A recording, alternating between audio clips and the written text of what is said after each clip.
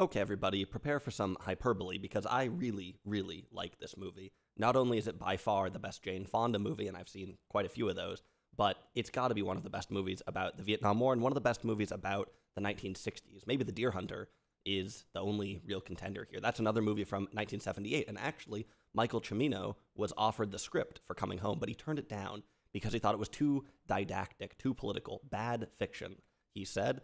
And let's face it, if there's one thing wrong with Coming Home, it's that it is almost too preachy. I think it just scrapes by. In the past, maybe it felt like more of an activist film, but today Coming Home, to me, mainly seems like a historical movie. Coming Home and The Deer Hunter both came out in 1978. They both start off in 1968, and thank goodness people made these movies and made them when they did. They weren't so far away from the events, but they weren't in the firing line anymore, and they could take a step back and think. Coming Home is often thought of as an activist movie, and they started making it in 1972, but by the time they were getting to the business end of the production, the war was over, and they were making a movie about the scars of the recent past. The big difference between Coming Home and The Deer Hunter, the defining difference, really, is that we don't see a single frame of fighting in this movie. Most of the film takes place in the United States, with a brief stopover in Hong Kong. And yes, they really went to Hong Kong to film the movie. A lot of war movies are defined by harshness. The audience gets to experience trauma firsthand by being traumatized by the movie. Isn't that nice? There's something to a harrowing movie, I think. They tend to make their point, and I'd rather watch one of these movies than go fight in a war. But Coming Home works a little bit differently. We swap out violence for intimacy, and we see trauma in a different tense, not as the implication of a brutal moment, but as a prolonged thing. Let's not get too carried away here, though. I offer this merely as introduction to the film because I don't think it's the most interesting or profound part. And in fact, there are other movies that do somewhat similar things. For instance, The Best Years of Our Lives follows soldiers returning from World War II, including one coping with a newfound disability. Disability is another cornerstone of this movie. Jon Voight plays a veteran named Luke. What a performance. Luke is confined to a wheelchair after a combat injury. This is only one of the many physical and psychological injuries at the heart of this film. There were 2.5 things that made Coming Home for me, that made this film. This, probably one of my favorite movies that I've seen this year. First, I mentioned already that this is an intimate film. In fact, it has a level of psychological detail that is almost unparalleled. There is so much going on in the movie during the pauses in between words. For example, at the beginning of the film, two men head off to war, leaving behind their girlfriends Sally and Vi. Sally is played by Jane Fonda. These two women say goodbye to their husbands, and then after the guys have gone, they start to head home and they say goodbye to each other, and then they pause. And you can tell that they're wondering when they're next going to see each other, realizing that their relationship might be on the verge of change. Vi and Sally have different backgrounds, different styles, I guess, and maybe they were just pulled together by their husbands. They're thinking about that. And you can tell there are tons of examples of this kind of subtext. The silence in this movie is better than the silence in almost any other movie, I would say. I'm not going to spoil things, but you can see in almost all of the interactions between Sally and Luke, for instance, there's a million questions lurking beneath the surface. Self-doubt, uncertainty. My favorite thing, of course, uncertainty. My favorite thing in film and life. One thing that is kind of related to this is the documentary aspects of the film. Part of the intimacy and rawness comes from the way the film is shot. The opening scene of the movie was apparently unscripted. It shows some real veterans talking about the war. There's a feeling when you watch this of the air having been sucked out of that room. It reminds me of the opening of Zabriskie Point, which shows a bunch of college students meeting up to plan a protest. I've been in rooms like that in real life where you can just feel the emotions in the air, the tension. It's rare to get that across on screen. I don't know if I could name another example that gets it the way that this does. I wasn't totally sure I was going to watch this movie, to be honest. I watched the first 10 seconds of it. I watched the opening scene and I realized, whoa, this is a special movie. We've got a bunch of great locations that we film at in this movie. I already mentioned that they went to Hong Kong, but even when they're just in California, we've got a lot of conspicuously real places. We're outdoors at the beach with real people going by, or we're indoors in a hospital full of junk, or an apartment that looks like people actually live there. We go to a supermarket at one point. There's a brilliant scene in some kind of nightclub. Stylistically, this scene is way ahead of its time, and it's raw. This is a raw movie, but it isn't just a documentary. That's not the only thing going on here. Hal Ashby, the director, also dials up the intensity a number of times in this movie using style, really. Okay, it's not as intense as The Deer Hunter, but it's visceral nonetheless. And it's virtuosic direction. So there's some style that's documentary, like raw documentary stuff, but there's some stylish stuff too, I guess is what I'm trying to say. There's a couple brilliant moments. There's a moment where a couple is in bed and one of them turns the light off and the other one says, oh, turn it back on, I want to see you. And when they turn the light back on, we've cut to a different part.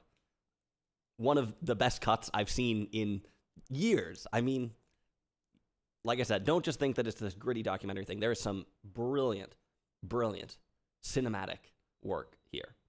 Let's get to the second thing, though.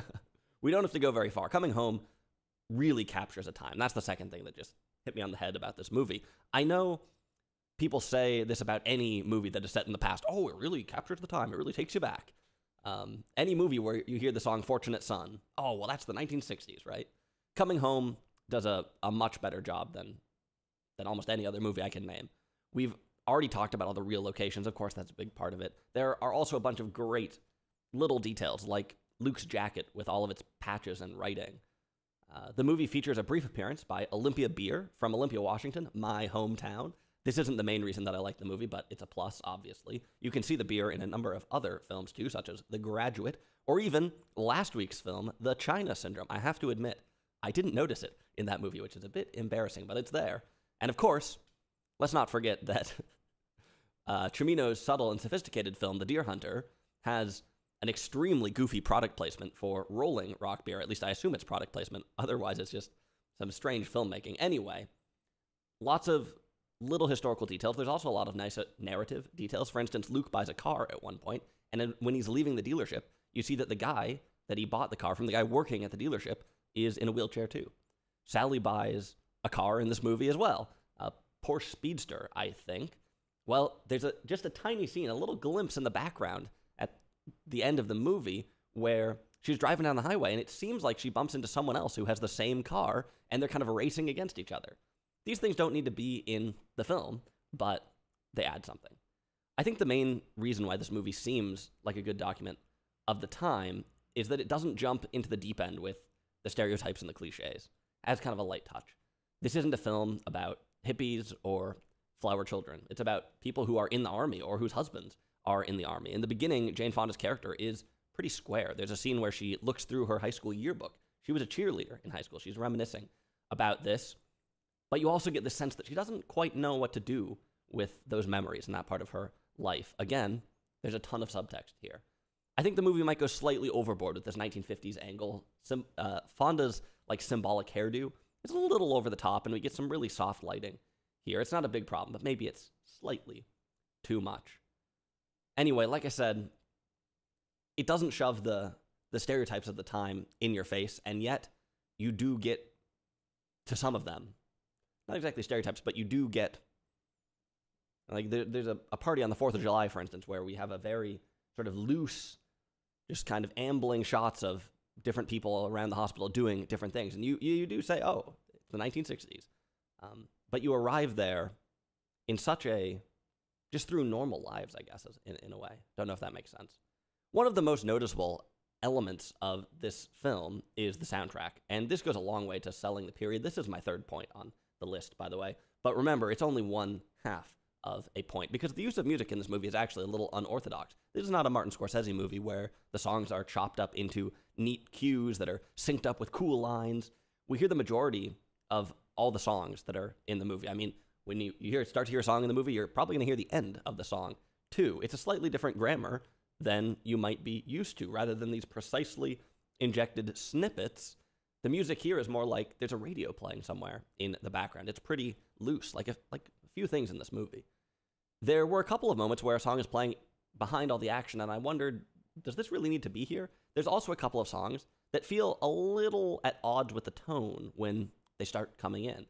But probably the idea here is not so much to create a cinematic cohesion, not to put the song in the movie so the film looks cool or sounds cool so much as to let in the ideas and the sounds of the moment. It's more of the documentary approach, I said. Just like when I was discussing this earlier, though, the documentary stuff earlier, right? This movie isn't restricted to these techniques, right? So there are times where the music is just kind of drifting in, it's kind of loose, it's just sort of the sounds of the times.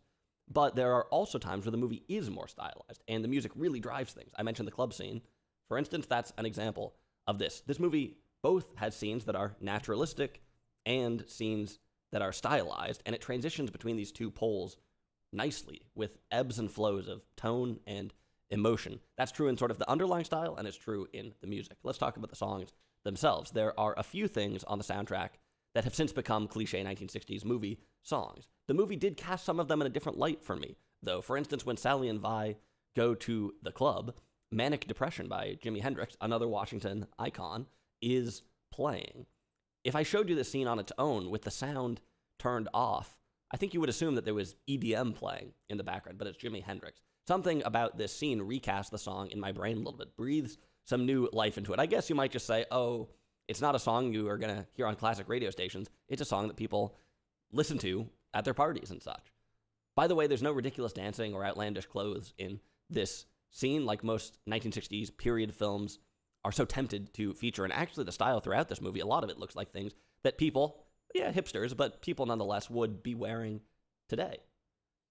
There are also a few Beatles songs on the soundtracks. This was a little jarring for me. I guess I don't associate the Beatles with the Vietnam War.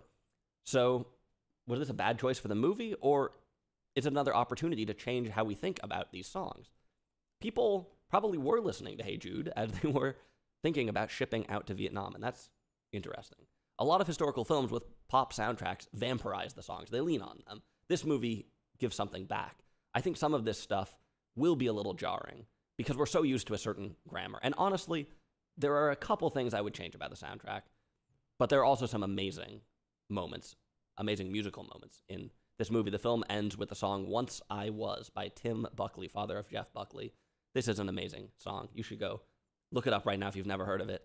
And it's an incredible ending to the film. Some people might find it, again, a little loose, but for me, it's perfect. I've complained a little bit in this video.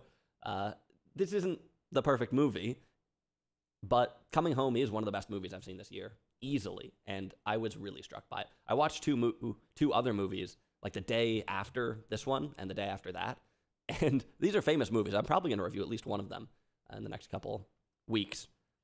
These movies, they felt like toys after watching Coming Home. It felt like, why are we watching the characters through a telescope? Why are they way over there, so distant and anemic compared to how close we are to the characters in this movie? I'm not sure exactly why, but this film made my heart ache some. I don't think it was the plot so much as the vividness of these lives and these times, these people that have since been swept away by time. There is so much in the balance in Coming Home: relationships, marriages, lives, legs, and two nations. There are a few loose ends in this movie, but that is life. It's telling, I think, that Coming Home has no flashbacks, no historical irony. It's not like the historical film where they're going to Germany and World War II is about to start. Nah, this is kind of, in some strange way, a forward-looking movie. It's about people trying their best to see around the corner and not being able to look very far at all. History, I guess, is a story. When you look back at it, history is a story, but life is something else, and that is what is in this movie.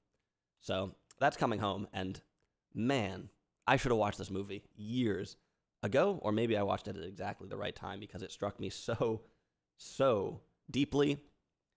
Not too much analysis in this movie. I don't have anything that profound to say about it, I guess, other than that I really like this movie, and I would recommend that you check it out.